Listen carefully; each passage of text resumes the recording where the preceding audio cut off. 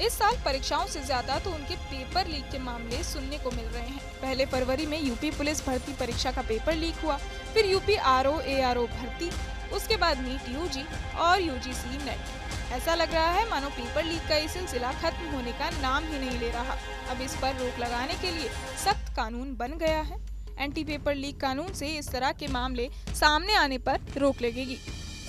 आपको बता दें कि सरकार ने लोक परीक्षा अधिनियम 2024 यानी एंटी पेपर लीक कानून लागू कर दिया है। इसी साल 6 फरवरी को लोकसभा में और 9 फरवरी को राज्यसभा में पब्लिक एग्जामिनेशन एक्ट पारित हुआ था और राष्ट्रपति द्रौपदी मुर्मू ने 12 फरवरी को बिल को मंजूरी देकर इसे कानून में बदल दिया था।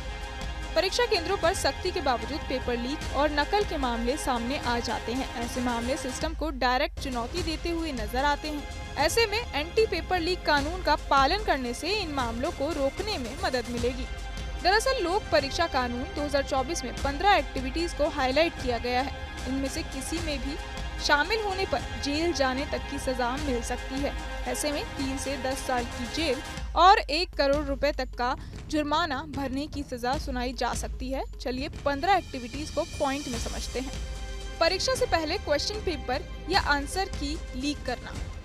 किसी भी परीक्षा की आंसर की या पेपर लीक करने में दूसरे लोगों के साथ शामिल होना, बिना किसी विशेष या कानूनी अधिकार के क्वेश्चन पेपर या OMR शीट देखने या अपने पास रखने पर, परीक्षा के दौरान किसी भी अनाधिकृत व्यक्ति द्वारा एक या उससे ज्यादा सवालों के जवाब बताने पर, परीक्षा में किसी भी कैंडिडेट की डायरेक्ट या इनडायरेक्ट तरीके से जवाब लिखने में मदद करने पर, आंसर शीट या OMR शीट में गड़बड़ी करने पर, बिना किसी अधिकार या बिना बोनाफाइड एरर के असेसमेंट में कोई हेरफेर करने की स्थिति में, किसी भी परीक्षा के लिए केंद्र सरकार द्वारा निर्धारित मानकों और नियमों की जानबूझकर अनदेखी या उल्लंघन करने पर, किसी भी ऐसे डॉक्यूमेंट से छेड़छाड़ करने पर जो कैंडिडेट की शॉर्ट लिस्टिंग या उसकी मेरिट या रैंक निर्धारित करने के लिए जरूरी माना जाता है, परीक्षा के संचालन में गड़बड़ी कराने की नीयत से जानबूझकर सुरक्षा मानकों का उल्लंघन करने पर, कंप्यूटर नेटवर्क, कंप्यूटर रिसोर्स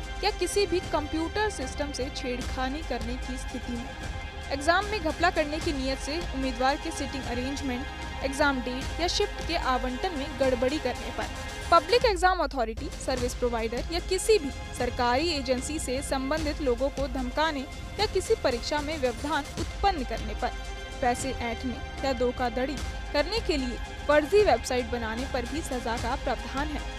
फर्जी परीक्षा कराने, फर्जी एडमिट कार्ड या ऑफर लेटर जारी करने पर भी सजा हो सकती है। बहरहाल इस पूरी खबर को सुनकर आप क्या कुछ सोचते हैं हमें कमेंट बॉक्स में जरूर बताएं और बाकी तमाम खबरों के लिए सब्सक्राइब करें न्यूज़ नेशन।